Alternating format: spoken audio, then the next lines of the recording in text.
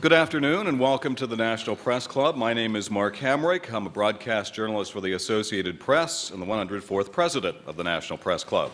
We are the world's leading professional organization for journalists, committed to our profession's future through our programming, events such as this, while also working to foster a free press worldwide.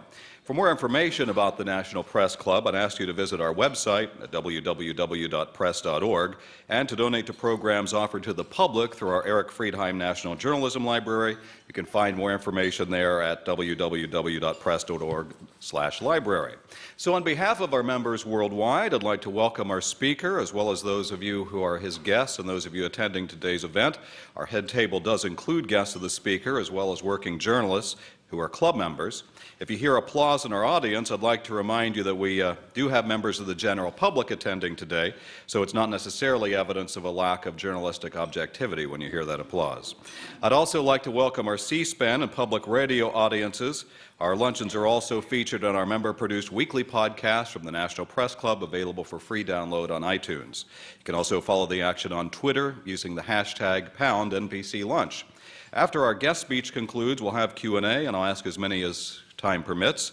And now it's time to introduce our head table guests, so I'd ask each of you up here to stand briefly as your name is called. So from your right, we begin with Steve Tatro. He is Bureau Chief with the Stevens Washington Bureau. Jennifer DePaul is reporter with the Fiscal Times. Dee Bombani, media strategist, energy writer with Hill and Knowlton. Michelle Katz, Senior Resident Inspector with the Indian Point Unit 2 and guest of our speaker. Yen-Mei Shi is a reporter with Platts. Jennifer Ewell is Deputy Director of the Office of Nuclear Regulatory Research and a guest of the speaker today. Over the podium, Melissa Charbonneau with Newshook Media and our very capable Speakers Committee Chair. We'll skip over the speaker for a moment. Rod Kukro is Chief Editor with Platts, member of the Press Club Speakers Committee, who organized today's event. Thank you, Rod. Dan Frumkin is Team Leader with the NRC Fire Protection Branch and also a guest of the speaker. Aisha Roscoe is a reporter with Reuters. Mike Sorhan is a reporter with Greenwire and a member of our National Press Club Board. Maria Riccio is Washington Bureau Chief with the Fort Worth Star-Telegram. And now you can give them a round of applause, please.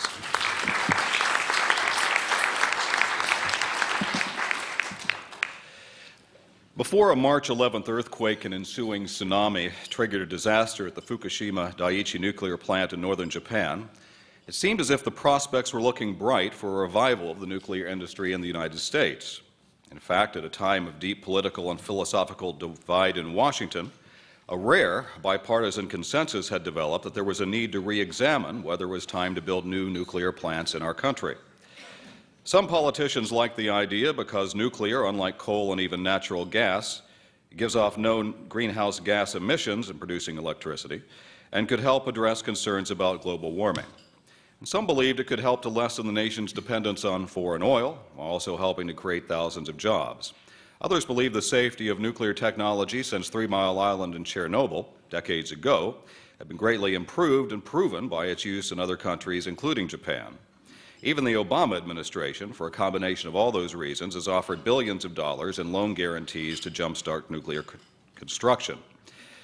Since then, the accident in Japan grabbed headlines, of course, over a period of weeks as the damage worsened. Radiation was released, and a meltdown exposed nuclear fuel in at least one reactor unit. The developments put the safety of nuclear technology back in the spotlight and in a public debate about that technology. And with it, the safety of nuclear power in the United States, with which the Nuclear Regulatory Commission is entrusted. Just last week, the NRC released a preliminary report on the implications of Fukushima in the U.S. industry and suggested improvements for safety and plant preparedness. But the industry is concerned about what some of those recommendations might cost financially. Some environmental groups do not believe any steps can make nuclear power safe enough. So it is with this news backdrop that we are very pleased to have our guest speaker here today. In May of 2009, President Obama appointed our guest chairman of the NRC, where he had served as commissioner since 2005.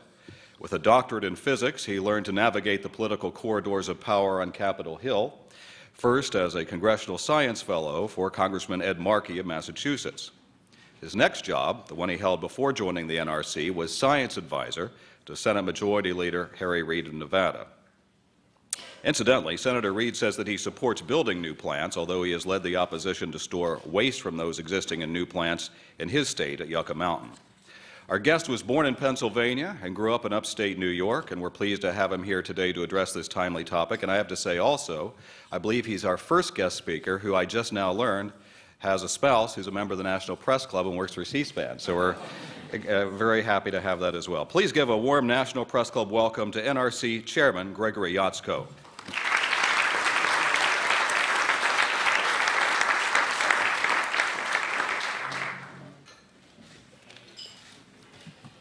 Well, I should say after that introduction, at least my wife will be happy with whatever I say today. So I want to thank you for that introduction. I'm very pleased and honored to be here today speaking at this venerable institution. The National Press Club is really a venue like no other. It's been at the center of Washington journalism and news for more than 100 years. And as I was doing some research preparing for this, and my staff did a little investigation of the Press Club, they noticed that its historic emblem was that of an owl, which symbolizes wisdom, awareness, and long nights spent on the job. Now, I won't claim wisdom, and I'll let you judge my sense of awareness, but I can definitely relate to the long nights spent sleepless on the job. As chairman of the Nuclear Regulatory Commission, one of the best aspects of my job is having the opportunity to lead a staff of nearly 4,000 talented, dedicated public servants. Like any regulatory agency, we hear from all sides and all perspectives about both our own safety record and that of the industry we regulate. We know we can always do better, and we always strive to do better. But I have absolute confidence, and I believe that the American people should as well, in the experience, expertise, and professionalism of the NRC staff. So today I've brought 3 excellent representatives of that team with me, and I'd like to introduce them to you. As you heard, Michelle Katz is someone who has a degree in nuclear engineering and has worked for the NRC for 8 years. She currently serves as one of 2 senior resident inspectors at the Indian Point Nuclear Power Plant in New York. As a resident inspector, she is the eyes and ears of the NRC. She and her fellow resident inspectors are the frontline staff who conducted the inspections ordered by the agency in the days following the nuclear accident in Japan. Also with me is Dan Frumpkin, who's originally from the D.C. area and has a degree in fire protection engineering from Maryland. After working on fire protection programs for 2 nuclear plants, he has worked on improving fire protection at nuclear plants all across the country for the past 11 years at the NRC. This is a very important and long-standing issue for the agency, and Mr. Frumpkin has been a big part of the NRC's efforts to make progress on this issue. And finally, Jennifer Ewell, who's been with the agency for 18 years. She's a doctorate in nuclear engineering from MIT, and in fact, the NRC helped provide her the opportunity to pursue those studies. Right now, she helps make decisions on where the NRC spends its research money to best advance the science of nuclear safety. And most recently, Ms. Ewell was part of a 24/7 operations center team during the Japan crisis.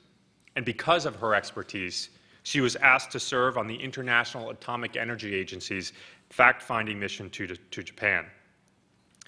These 3 outstanding professionals are representative of the thousands of individuals who work day in and day out to make sure we meet our responsibilities for nuclear safety to the public. Now, I'm sure the recent events in Japan and their implications for how we approach nuclear safety in this country are foremost in everyone's mind. Since the events began to unfold 4 months ago, the NRC has taken strong and immediate actions to ensure the continued safety of the nation's nuclear power plants. In light of the events in Japan, the Commission has undertaken a systematic and methodical review of the NRC's nuclear safety program.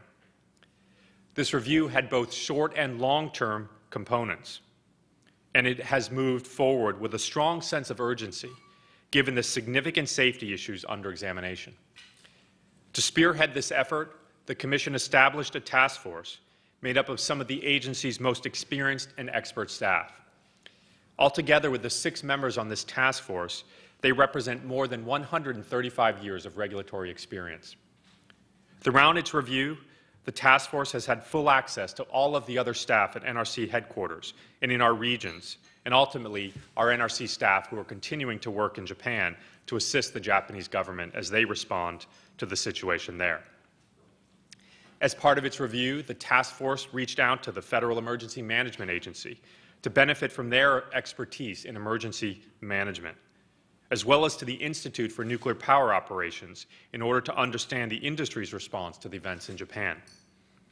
Additionally, the task force considered information received from stakeholders and monitored international efforts and reports by the International Atomic Energy Agency and the Nuclear Energy Agency and other organizations. Last week, this task force completed its 90-day review, part of the short-term review assigned to them by the Commission, and submitted its report and recommendations to the Commission for its consideration. In line with the NRC's commitment to transparency and openness, the Commission has made this full report publicly available for everyone to see.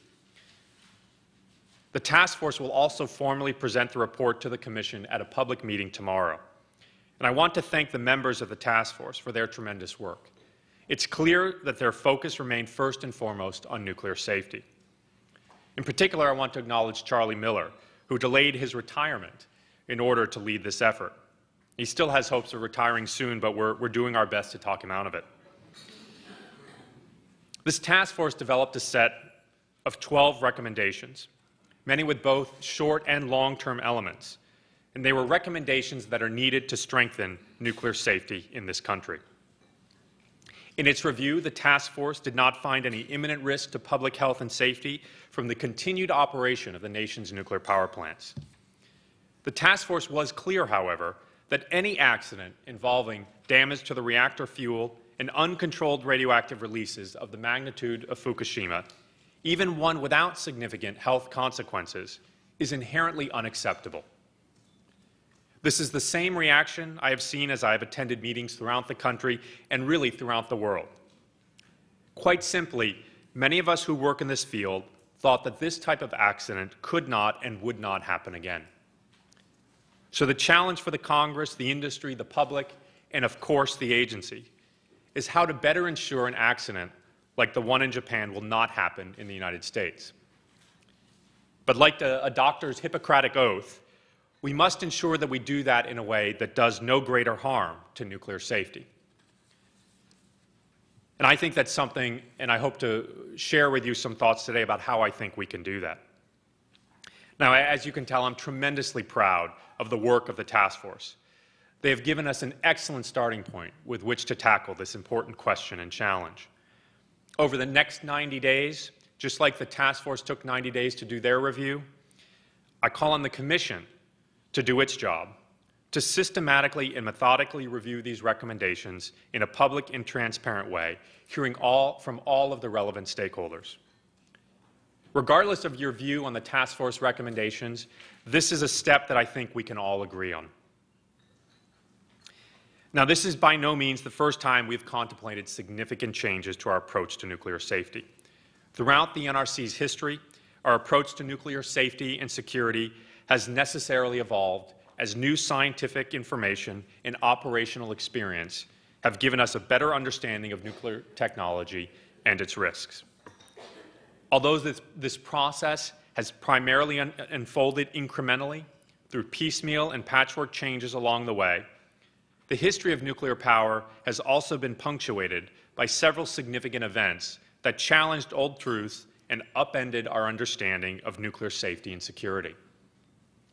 In 1975, the Browns Ferry fire occurred at a nuclear power plant, and this led us to rethink our understanding of fire protection, an issue that we continue to work on to this day. In 1979, the 3 Mile Island accident led us to rethink a large number of safety improvements and approaches to safety at nuclear power plants, including a strong focus and emphasis on the control rooms and how people working in those environments could best deal with a challenging situation like the accident at 3 Mile Island. And of course, the September 11, 2001 terrorist attacks was another watershed event that caused us to dramatically rethink how we approach nuclear security in this country. These events led to dramatic changes in both how the NRC regulates and ultimately how the nuclear industry operates, changes that remain with us to this day. Based on the task force analysis and recommendations, it is clear that the accident at the Fukushima Daiichi site is another such event. In laying out a regulatory framework for the 21st century, the Commission's task force has charted a path forward on how we can fundamentally strengthen the NRC's nuclear safety program. Now, these task force recommendations are too extensive for me to fully discuss today. They range in areas from loss of power to earthquakes, flooding, spent fuel pools, venting of hydrogen, and emergency preparedness.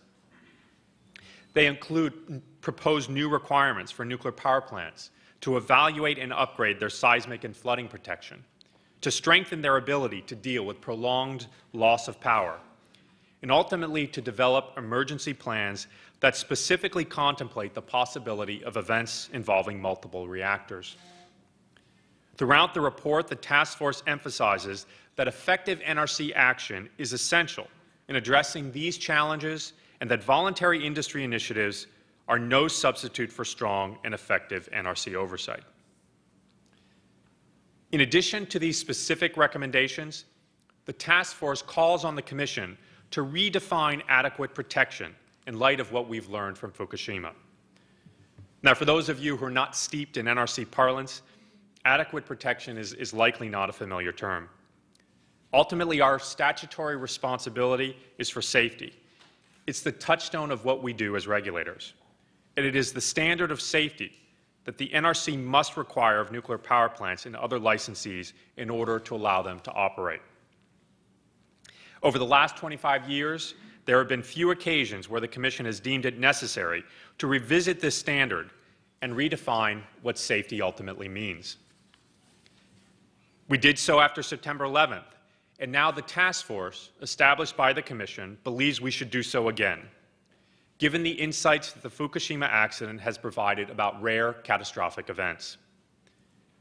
While the decision on whether to redefine this core definition of safety is one for the Commission to ultimately make by examining the task force's recommendations, it's clear that Fukushima was an unacceptable accident and that we need to take strong steps to ensure that that type of accident does not happen in the United States.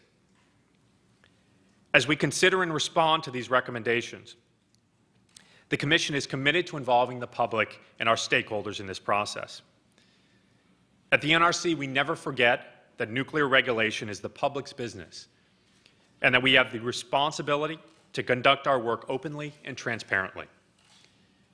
Since my very first speech after joining the Commission almost 7 years ago, I have emphasized that openness and transparency are indispensable ingredients for effective decision-making. In order to move forward openly and transparently, I have proposed to my Commission colleagues a roadmap for taking action on this report. The centerpiece of this proposal is a series of public Commission meetings with the NRC staff and the many stakeholders who doubtless will have opinions about the task force report.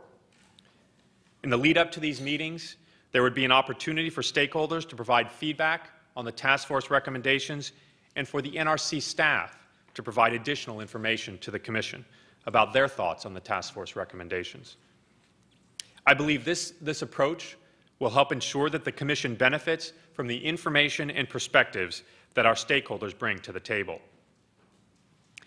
We are in a strong position today to be able to move forward quickly and effectively because the task force did an outstanding job with a tremendously challenging responsibility.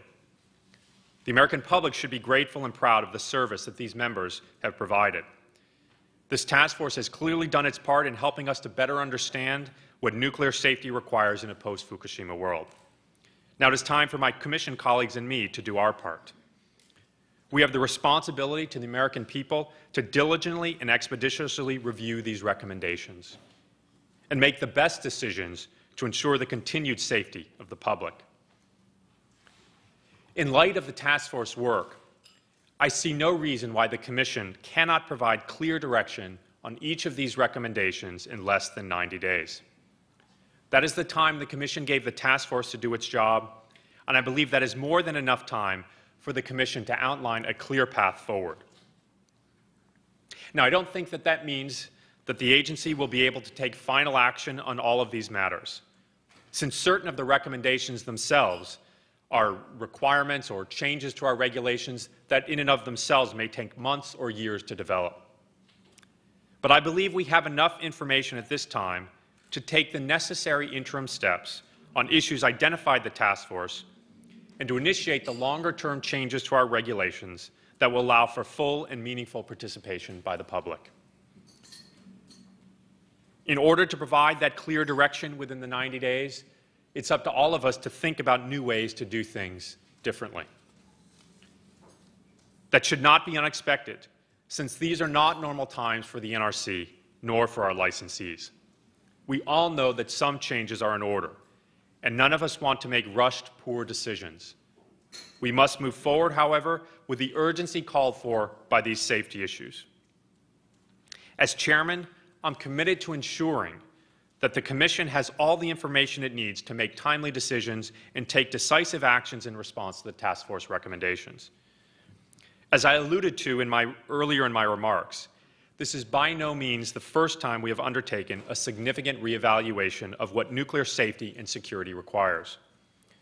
Nearly a decade ago, we embarked on an effort to overhaul and strengthen the security of the nation's nuclear plants in the aftermath of the September 11th attacks.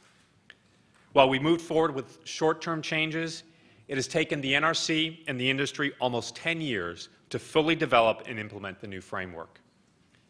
I believe that it would be unacceptable for our current effort to take that long. That is why I'm calling today for the NRC and the nuclear industry to commit to complete and implement the process of learning and applying the lessons of the Fukushima Daiichi accident within 5 years, by 2016. This will take a lot of hard work, strong and decisive leadership from the Commission, and an even stronger commitment by our licensees to continue to make safety a #1 priority. We ultimately have no other choice in this regard. I think the task force has provided an excellent start to this effort, and I believe that we are more than up to the task of seeing this effort through. Because ultimately, this is not a challenge or a problem for me or the members of the Commission or the agency or the nuclear industry. It is ultimately a challenge for all of us as we continue to ensure that nuclear power can be used safely and securely in this country. This is not an NRC problem or a nuclear industry problem. It is ultimately a nuclear safety imperative. The American people are looking to everyone involved in nuclear safety, from the operators to the regulators to the members of the public who participate in our process, to do their part in continuing to protect the public. And this is something I think on which we must deliver. So with that, I thank you for your attention. I'd be happy to answer any questions you may have. Thank you.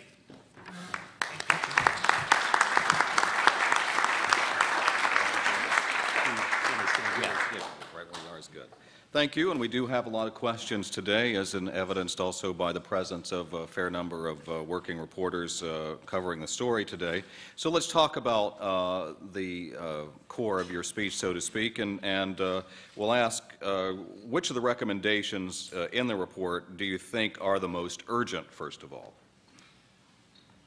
Well, I think the task force did a really nice job of breaking the recommendations down into several different bins.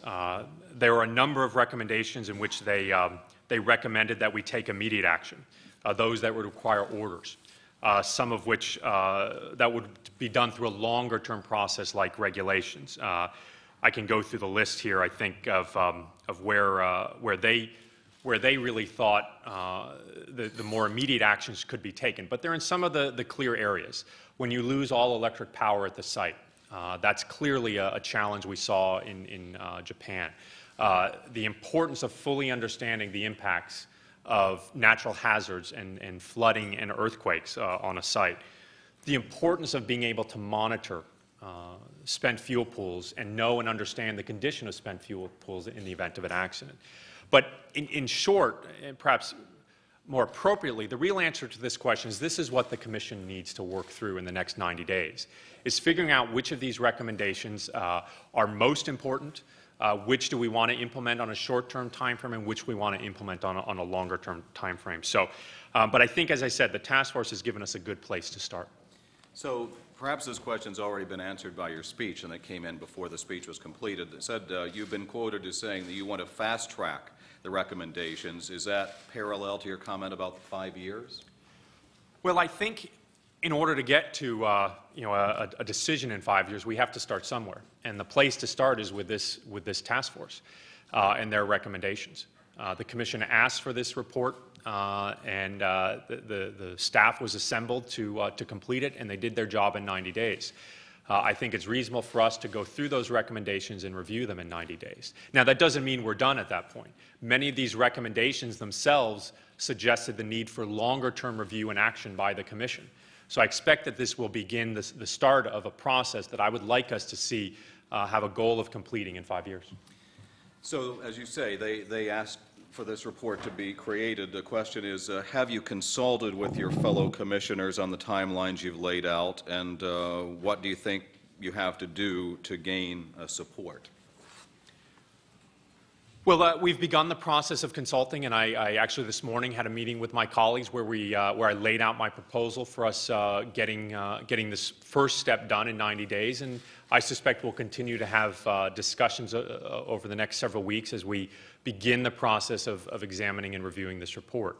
Of course, we have a meeting tomorrow where the Commission will meet to talk about it. So, I think this is always an involved process whenever we have these kind of sweeping changes to our regulations. And it's important that we hear from stakeholders, that we hear from a large number of people to make sure that we move forward in an appropriate way. But as I said, I believe we can act on these recommendations in 90 days. I think that's a reasonable time frame. So in other words, you're saying you believe you have sufficient support? Well, we'll see. Okay. Very well.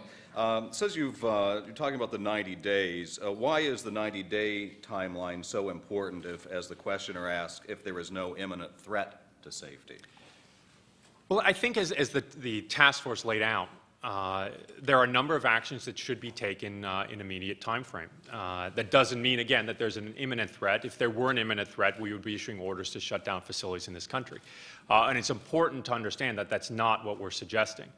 But again, the process of any type of regulatory action that we take is invariably a process that takes some time. If it's a process that involves changing our regulations, that invariably will take a year or more to complete. And then following that, there's likely changes that the licensees would have to make. So in the end, all of that can add up to several years or more. So it's important, I think, that we begin with the simple task of reviewing the recommendations in the report and coming to a final decision on those. The other point that I would like to emphasize is that if you look at the Commission's schedule right now, the work we have in front of us is varied. But a big piece of that right now is looking at the licensing and potential review of new reactor licenses for the first time in a long time in this country. Right now, we're on a schedule to complete those reviews sometime by the end of this year. And I simply think it would not be appropriate for us to go forward with those kinds of new reviews if we have not yet dispositioned the recommendations in this task force. We have to understand what they will mean for new reactor licenses, and if we want to keep that work moving forward at a reasonable pace, we have to first come to some decision and resolution with these recommendations. Since you brought up the question of the applications, I'm just going to ask a follow-up to that. Give people an idea of the landscape in the United States of how many nuclear plants are out there and how many, essentially, people would like to build now. Well, we have 104 operating plants in the country right now, and we have a number of applications in front of the Commission to license new reactors. And if you look at that group of applications, there's probably just a handful or fewer of plants that, if they were to receive a license, would move to construction. Right now, there's a plant in Georgia and a plant in South Carolina where there is kind of pre-construction work going on to prepare the sites for the potential of a new reactor being licensed at those sites. So it's really right now just a few plants that are moving forward if they were to receive a license. Okay. Can you talk about visiting Japan for the first time after the accident? What did you expect to see? and maybe on one hand the technical things that you witnessed, and on the other hand the human things that you saw.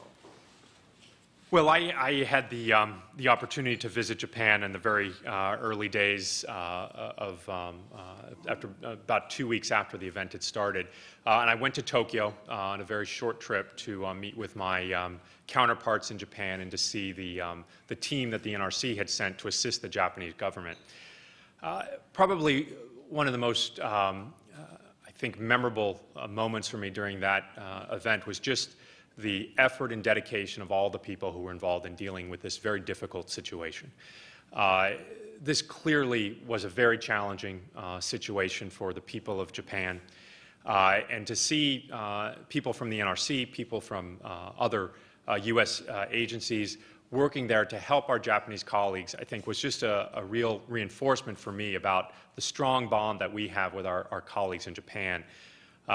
So I was very impressed with the efforts and the focus of people who were there and their dedication on all sides to try and work through what were some very, very difficult issues in a very challenging environment. And how do you think they're doing? Well, I think, ultimately, I don't think I'm in a position to judge. I don't think any of us can truly understand and appreciate the magnitude of the crisis and the magnitude of the challenge in Japan. So what I think we can do best at the NRC is we can provide expertise as they request it and help them best handle a very challenging situation. But as I said, what I did see was a lot of people very dedicated to resolving what was a very difficult and challenging situation. But clearly you're in a position to try to figure out what they did well and what they did not do well and apply that to the landscape in the United States. So can you break that down a little bit as to lessons learned from that? And obviously to some degree it's reflected in your recommendations, but specific to the Japan situation, you see something, that was good, that wasn't so good. Apply it to that, if you would, please. Well, I think right now the international community as a whole is really working through that question to try and figure out and understand what lessons exactly we've learned. But I think as the task force laid out, clearly we all want to have a better understanding or make sure we have a good understanding of the types of natural hazards that can impact and affect any nuclear power plants. Clearly, I think there's an appreciation that we want to be able to manage a situation in which you lose all electric power, to be able to manage that with more certainty and to maintain safety systems and instrumentation and control systems for a much longer period of time than our plants are generally designed for right now. So, I mean, there are some obvious lessons, I think, that we've seen so far. There will be more specific lessons that will be coming out of the work that was spearheaded by Jennifer, working with the IAEA. And so we'll learn more, I think, in the coming year that will give us more specifics about what kinds of things we need to change. But clearly, we have to make sure we consider some of these things I talked about, as well as the impact of spent fuel pools, and ultimately the fact that you could have multiple reactors having challenges at the same time. So in many ways, these were novel challenges, and I think our colleagues in Japan responded in the way that they thought was best, and with the limited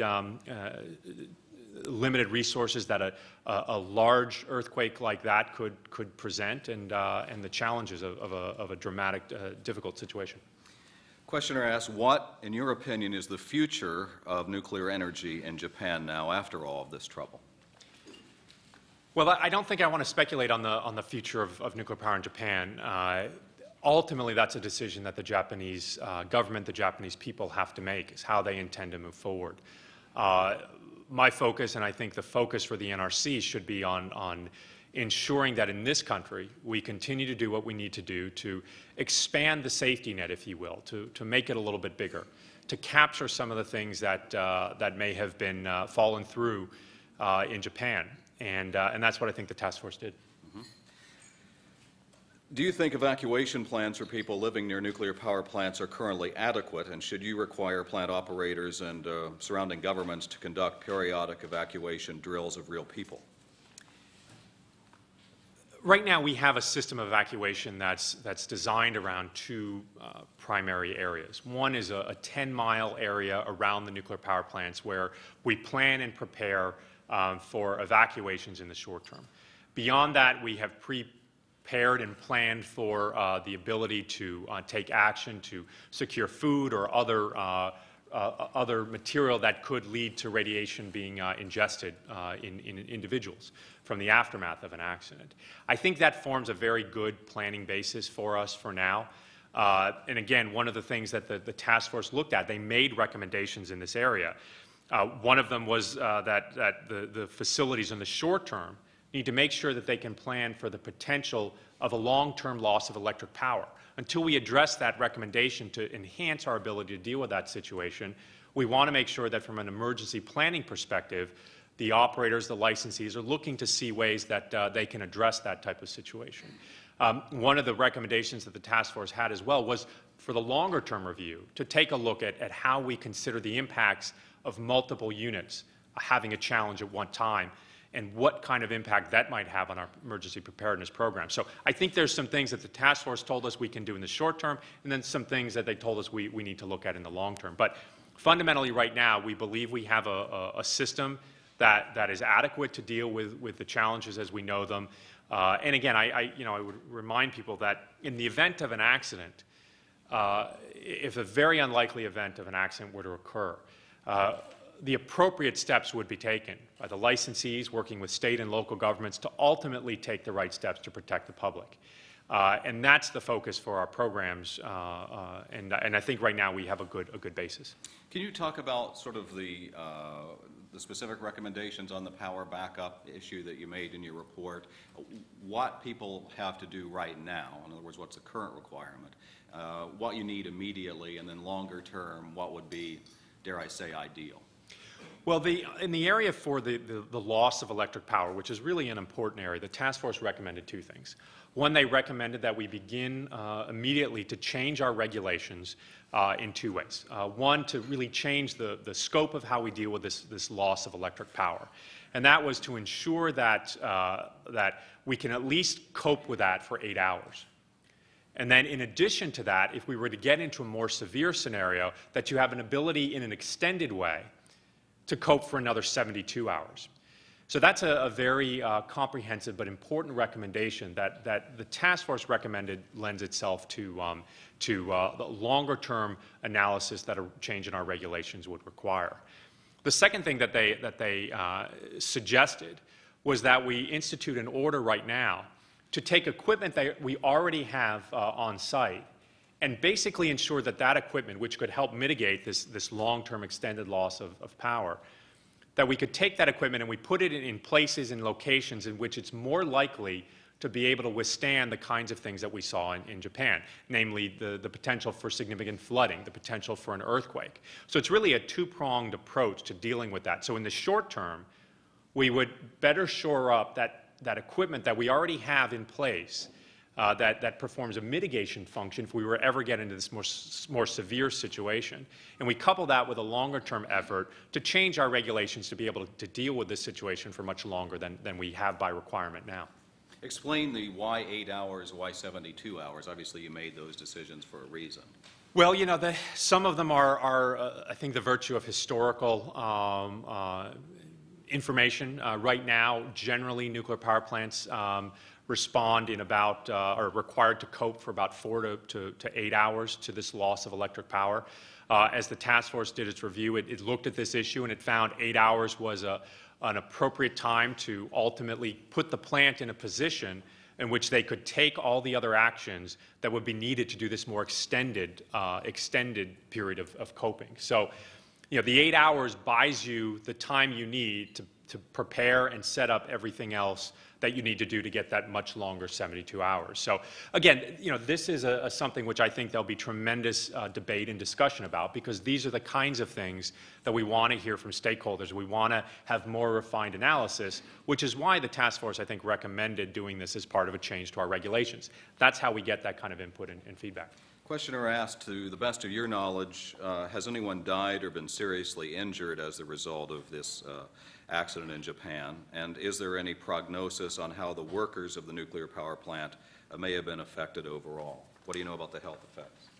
Well, in general, members of the public were evacuated, and protective actions were taken to reduce the potential long-term impacts from the accident. There are some workers who have received doses in excess of what we typically would look at for an emergency worker in a situation like this. But again, that's not necessarily unexpected given the challenges of the site. There have been a few workers who have received some skin exposures that are significant, but at this point, certainly nothing that appears to have any impact ultimately for immediate health impacts. So the challenges really are on dealing with a population that is displaced from their homes, which personally I believe is often a missing or not discussed health or ultimately impact to people. Being told to leave your home for extended periods of time is, I think, not something that any of us would want to deal with, and I don't think would consider that to be something that is of no impact. So when we talk about the health impacts, we normally just talk in terms of the radiation exposures, and because of the robustness of the programs that we have in the nuclear field, they were able to be minimized, and that's a good thing. But as I said, as I talk to people in the international community, as I talk to people in this country, I think there's no one who believes that what happened in Japan is something that would be acceptable in this country. So that's why we have some recommendations to help us work through that. Questioner, we're here in the nation's capital, in the center of power. We're in an important neighborhood and zip code. People always want to know about the players and how all the different gears interact. So the person asks, can you talk about the NRC's relationship with the White House, and how can other government agencies help your efforts? How do they help your efforts? Well, as an independent regulatory agency, we have an independent role here in setting nuclear policy. Now, certainly during the events of the crisis of Japan, there was a tremendous amount of coordination between the NRC and many different agencies in the federal government. In fact, the NRC staff who went over to Japan did not go over as an NRC team. They went over as part of a USAID team that was there for humanitarian aid and assistance. And in fact, there's a tremendous number of people throughout the federal government who have offered their assistance and help to the Japanese people. And while the nuclear may have seen many of the headlines, it wasn't necessarily the biggest piece of the U.S. response. And so in general, what I have seen through my interactions as chairman is we have worked very collaboratively and cooperatively with the White House, with other federal agencies, but there has been a very strong respect for the independent role of the NRC in ultimately making nuclear safety decisions. Someone's asking, how do you determine the appropriate balance between the regulatory agency and the industry itself? I suppose if we lived in an ideal world, the industry would be self-policing aggressively, but maybe long-term experience across the whole landscape of the business world doesn't suggest that that's a dependable model. So how do you see it working right now, and how would you like to see it? Well, I think in general the system works pretty well in this country. We have the NRC, which has a responsibility to establish safety requirements. We have an industry which is then ultimately responsible for implementing those and ultimately has the immediate day-to-day responsibility for safety. There's also an industry self-regulatory organization, which I mentioned earlier, known as INPO, which plays a role in providing excellence in the nuclear safety industry. So I think we have many different pieces working on this, and of course we have the public. And I think one of the things that I continue to be amazed by is the level of engagement and involvement that we get from members of the public on all of these issues. So I think, whenever you bring a lot of different views together, it's always more challenging to make decisions. But in the end, I think it's the right thing. This is a difficult area in which to make decisions. And so by design, I think it's a system that's intended to be open and transparent and seek input from a lot of different stakeholders, and that's what we strive to do at the agency. So from a horrible accident, there's an opportunity now to improve regulation, at least from your vantage point. Is that the benefit of this disaster? The questioner makes the point, some would argue any press is good press, and therefore the negative might forge a positive. Is that essentially an opportunity that you're presented? Well, I don't think there's anyone involved in this who would prefer not to have had this opportunity presented to them. This is not something that we want to be faced with, nor I think the people in Japan. So given the challenges in front of us, I think we have an obligation to the American people to do what we think is right. And I think, as I said, that's a process that I think is going to need the involvement of stakeholders, and it's going to need to hear from the industry. You know, as I said, we talk a lot about impacts and the impacts of the changes that we as a regulator make. And as I talk to some licensees, one of the things that they've impressed upon me, and I think is an important point, is that as we make these changes, it's very important that we ensure the continued safe operation of the facilities in this country. As the task force found, there's not an imminent concern or an imminent threat with the facility. So as we make these changes, we have to go about it in a systematic way, but also in a way that doesn't create unnecessary challenges that would detrimentally impact the safety of the nuclear facilities in this country. So that's where I think we need to have the discussions and the understanding of the right way to go forward. One more question on the task force report. A person asks, are you surprised by the tone of the report, which lamented so-called patchwork of regulations? And the person asks, are things really that bad? Well, I wouldn't say that patchwork is a bad thing. It is I think that what the task force was trying to say was that looking back now with some degree of hindsight, when you put together the pieces of our regulatory system, what you find is that as there have been incidents, there have been changes and modifications. And what I think this task force did, which I really applaud them on, was they took a look at this from a big picture perspective and realized that, you know what, there may be a better organizing principle now for all of these changes that we've made over the years. So I don't view that as necessarily a bad thing. It's simply a recognition that as issues have come up, we've addressed those issues. And there have been maybe enough issues now that some themes and trends have developed. And what the task force said was that really incidents in this country fall into two categories. There's those things that we want to make sure the plants protect against, the so-called design basis accidents. So we want to make sure that they can withstand earthquakes and flooding. But there may always be earthquakes or floods or some type of natural disaster that we haven't envisioned. And so we have to have something beyond that, which we talk about as what they've termed an extended design basis. And what they found was over the years is they looked at the things that the Commission did. What in fact it had done was, without calling it an extended design basis, it had added on additional requirements and regulations. And that presented and created that patchwork. But it's not necessarily a problem. It's simply the historical development and nature of what we do. So now we have an opportunity to take all of those things and put them into some more consistent bins that, as we go forward, will provide a way for new regulations or new requirements in response to new incidents. It'll give us a better sense of which one of those two bins those activities fall in that design basis, or the basic things you need to do for safety, as opposed to those things that are dealing with kind of the mitigation and the effects of the design basis events that you can't quite consider. So as we all know, Germany has voted to completely shut down its nuclear reactors by 2022. Is that an overreaction? And do you expect to see potentially other countries following suit? Well, I think, as I said, my focus is first and foremost here on the U.S. and making sure we have the appropriate reaction in this country to the events in Japan. Ultimately, I think it's up to the German people to decide, and the German government, what's appropriate for them given their situation and their circumstances. Do you think other countries may follow? You know, I don't know. I think it's hard to say. I think what will be crucially important is for here in the United States, for us to take this task force's recommendations, to work through them in a systematic way.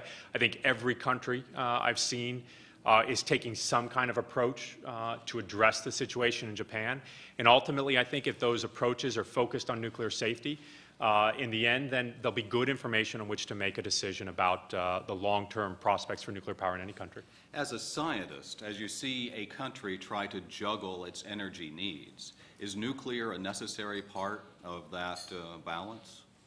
Well, I think the day I took the oath of office to be a commissioner, I stopped having opinions about that. And ultimately, my job is nuclear safety. There's a lot of people in Washington, throughout the country, who have a lot of good ideas about what our energy mix should be, what our approach to energy should be, and I would humbly defer to them and know that my focus is on safety, and that's really where our approach will be. We'll ask you that question a few years down the road. That's right. There's some news today about the food supply in Japan being contaminated in cattle and so forth. Is that to be expected under these circumstances? Well, again, I think from what I've seen that the levels of contamination are measurable. There's no they're not levels that are immediately harmful to anyone. But I think as you deal with a situation like that, there's always going to be the challenges of maintaining and communicating with people who are producing the food. That's why in this country we have what we call an ingestion zone pathway. That's that 50-mile area outside of a nuclear power plant where we prepare and we pre-plan to be able to take the appropriate actions for livestock, for other food production that could ultimately allow radioactive material to get into the food supply. So, I think that any system you have is going to have challenges, and that's part of why there's monitoring and work to ensure the integrity of that food supply. Yucca Mountain, we had a lot of questions about it here today, and I've tried to sort of boil it down. It seems to be boiled down in one of the questions I had, which takes a legal approach, and that is the questioner says, the Federal Appeals Court sternly said in a ruling earlier this month that the NRC must act on the DOE application for nuclear waste storage at Yucca Mountain. He's asking, or she is asking, will the NRC act on that application, and what must be done essentially to move forward on that? What becomes of the application process from this point on? Well, I can't comment too specifically on this because this is an active matter in front of the Commission, this legal question. Certainly read the opinion from the court, and the Commission has that and is deliberating on the issue. What are the options for long-term storage that are out there? Well, the Secretary of Energy has appointed a Blue Ribbon Commission to examine the options for long-term storage in this country. So that's something that they have a focus on. For the NRC, our focus ultimately, as I said earlier, is on safety and security. So we've taken a good look at the fuel that's out there. We believe it can be maintained safely and securely for at least 60 years beyond the time that a plant would shut down, which generally gives you about 100 years or more of safe storage and secure storage.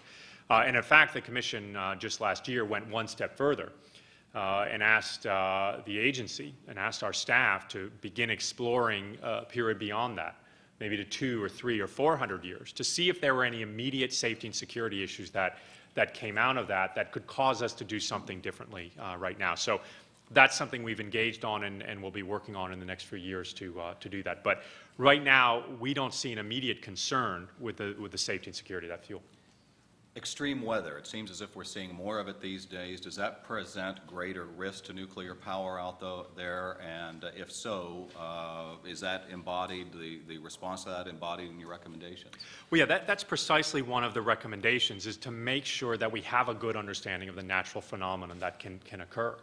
The way we've always looked at it is to look at what we think the worst thing is that happened historically, and make sure that the plants can be designed to deal with that kind of hazard. But of course, as we get new information, as we get better ways to understand and predict what could happen from a natural phenomenon, we always want to revise and update our requirements. And in fact, the Commission, prior to the events in Japan, was working on re-examining two fundamental issues that deal with natural hazards.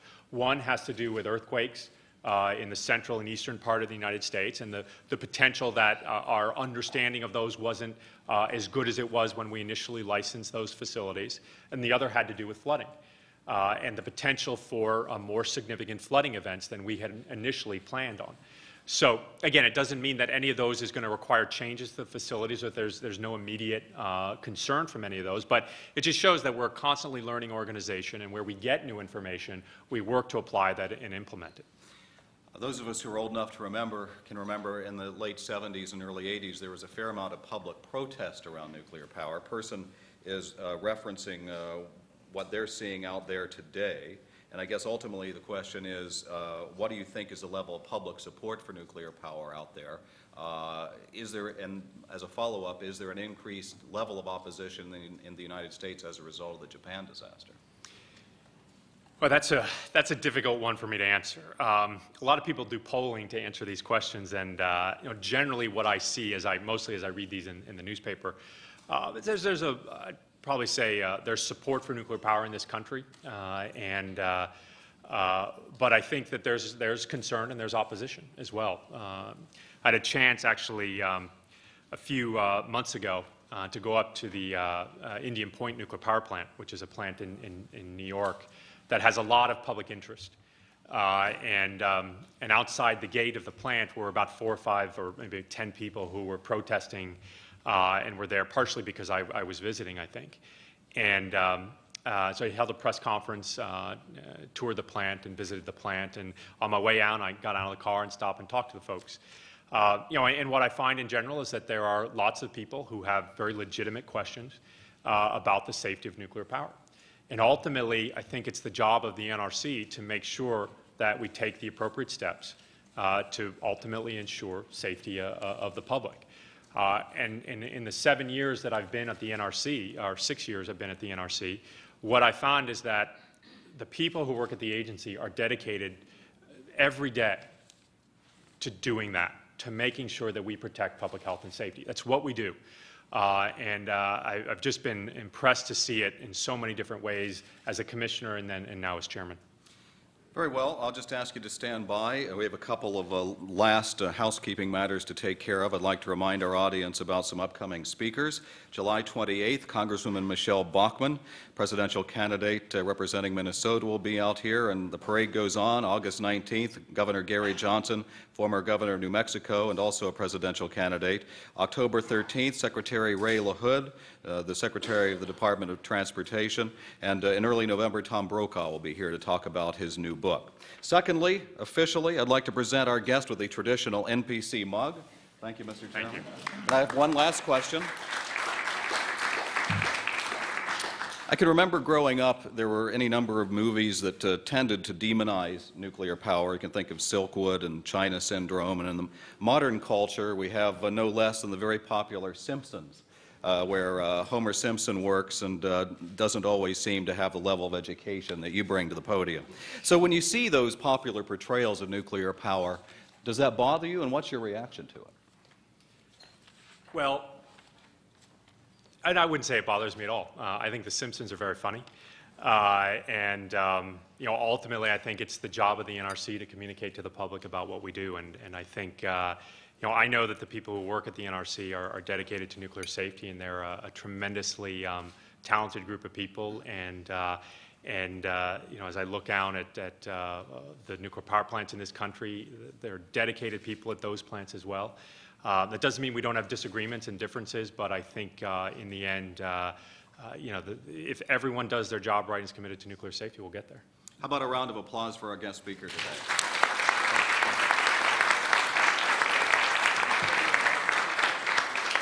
I'd like to thank you all for coming here today, and I'd also like to thank the National Press Club staff, including our library and our broadcast center, for organizing today's event. And a reminder that you can find more information about the National Press Club on our website at www.press.org. You can find a copy of today's program and streaming of future events on there as well. Thank you very much, and we're adjourned.